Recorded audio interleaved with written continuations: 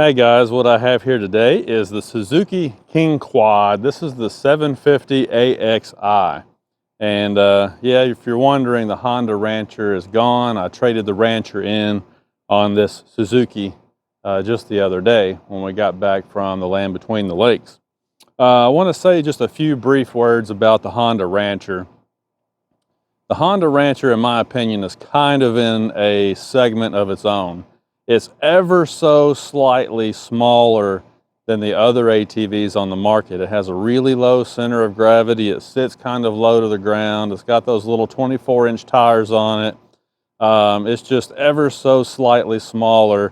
It's got that solid rear axle. You can shift the gears. It has a real sporty feel to it, even though the Rancher is clearly aimed toward the crowd that's going to use it for property maintenance and getting around the farm or getting around the ranch or whatever the case might be. It's still a very sporty ATV, a lot of fun, definitely a blast to ride. And I personally really love the Rancher. I think it's one of my favorite ATVs on the market right now. I really do. I mean that. The Rancher is awesome. And but the thing about the Rancher is that the one that I got did not have power steering, didn't have any kind of front differential traction aid. The power is a little bit lacking with the Honda engines. Even the Foreman, the Rancher and the Foreman both are below 30 horsepower. And after we went riding and, you know, we got that Can-Am Outlander 570 that you've seen lately, I've gotten a little bit of a taste of that extra power and the power steering and everything. And I could really tell some pretty significant differences in performance out on the trail. So I decided that I really wanted a little bit of an upgrade myself. And with the supply and demand the way that it is right now, it's still kind of hard to find ATVs. So you can get a pretty good trade-in value on your ATV if you have one. And so I was able to find a Suzuki King Quad 750 and I made a deal on it. I felt like I did okay on it. But anyway, so the Suzuki King Quad 750, I just want to kind of talk about just in general what we've got here. So I like that this has power steering. You know, I'm getting on up in my years. I'm not 18 years old anymore. Kind of have a bad back, and you know, riding for 2 straight days without power steering, I'll be honest with you, I was sore. It kind of wore me out a little bit. So the power steering is going to be really nice. The 750 is the largest engine you can get in a Suzuki. It makes about 50 horsepower. So it's plenty of horsepower for an ATV. I know that you can get ATVs that have more power than this. Okay, you've got like the Polaris 850 and 1000. Can-Am makes some ATVs that have more power than this. So there are definitely some higher horsepower, big bore ATVs out there. But this one in the sort of the sweet spot of the segment, I think is perfect. You know, 50 horsepower is plenty to do what you need to do without getting yourself killed out in the woods. So plenty of power, power steering. It's got larger tires on it, more ground clearance. It has a locking front differential.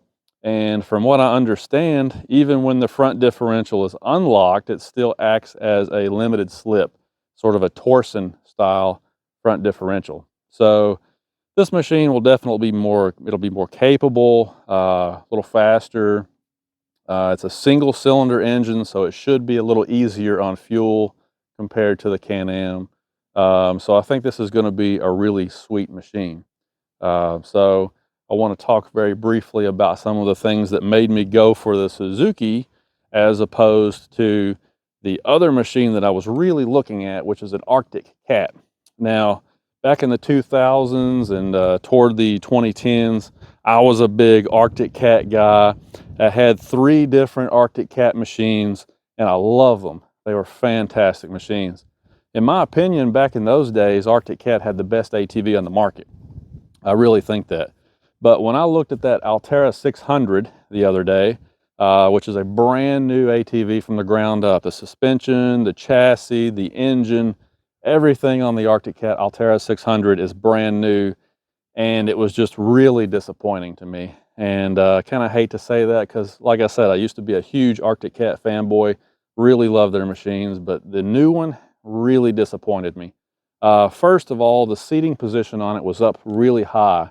It was even a little bit worse than the Can-Am. You know, you had that real high seating position. It makes you feel like you're on a horse. You know, you're up on the machine instead of being down in the machine, you know, and I didn't really like that. Also, the suspension on the Arctic Cat is super, super stiff.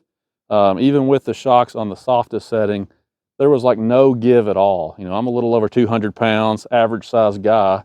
You should have a little bit of, you know, movement there with your shocks. You know, you should be able to have a little bit of up travel, down travel. When you're bouncing around on there, you can kind of get a feel for how compliant the suspension is. And when you get up on that Arctic Cat, man, it's just like getting on a tobacco wagon. There's like no suspension flex at all.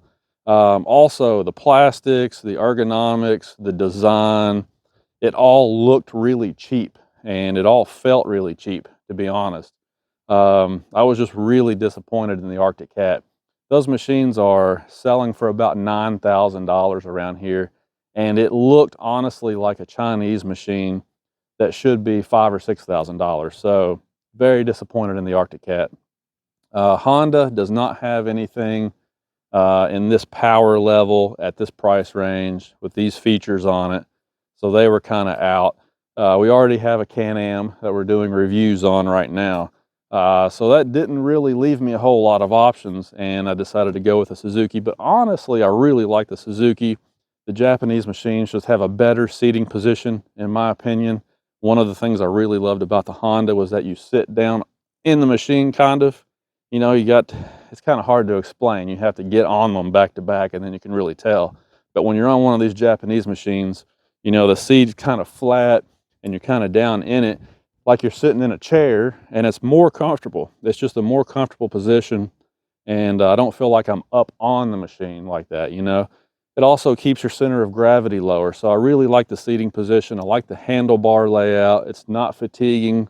It's really nice, and that was one of the big draws. Also, this Suzuki has a ton of storage. You've got a watertight storage container over here, and I'm going to show you a close-up of all this in just a moment. And you've got two watertight containers in the back, so there's lots of storage on this, whereas the Hondas don't really have much storage at all. Honestly, the Can-Am that we bought doesn't have a lot of storage. It's got a pretty good size container on the back behind the seat, and that's about it. So I like all the storage, especially being waterproof storage, and it got a nice display here. So ergonomically it's good. It's laid out the way it should be. It still has two brake handles, so you got a separate rear and front brake, which is something that the Honda had that I had honestly gotten used to. So that's pretty nice. There's just some really cool features on this. I'm going to get the camera, show you some close-ups in case you haven't seen one of these in person.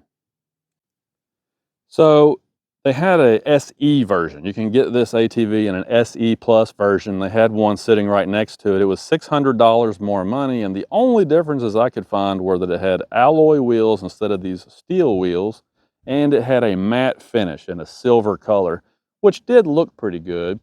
And I can attest to the fact that it's less prone to scratches and everything. But to be honest, I decided that I would rather spend that money on a winch and some more, you know, functional modifications. So instead, I got the standard model and just had a winch put on the front of it. So you do get 25-inch tires on these. Here's your fuel fill, still kind of easy to get to. If you happen to have the ATV up on a trailer and you pull into the gas station, it's on the same side as the filler on most pickup trucks. So that's kind of convenient. Now, the plastic covers here are nice, but you can take them off if you want to. And I may do that because I find that a lot of the time, if you're using like the bungee straps that have the hooks on them and what have you, it's easier if you just have the regular old steel rack. So you can take these off if you want to. Same deal up front, of course. And if you want to check your radiator coolant, you actually have to take the front one off because it's down below there. You can see that it's built in the USA, which is really cool. A Suzuki feature that a lot of ATVs don't have is this headlight up on the handlebars, so that when you're riding through the woods at night, whichever direction you're trying to go can be illuminated by this additional headlight. Of course, you still got your standard headlights down there. So you might have caught this little detail in the one of the Can-Am reviews. The shifter mechanism is really smooth on the Suzuki. Can't say that for the Polaris or the Can-Am, but on the Suzuki, man, this thing is, look at that. It's just like butter. I mean, it's just, you can go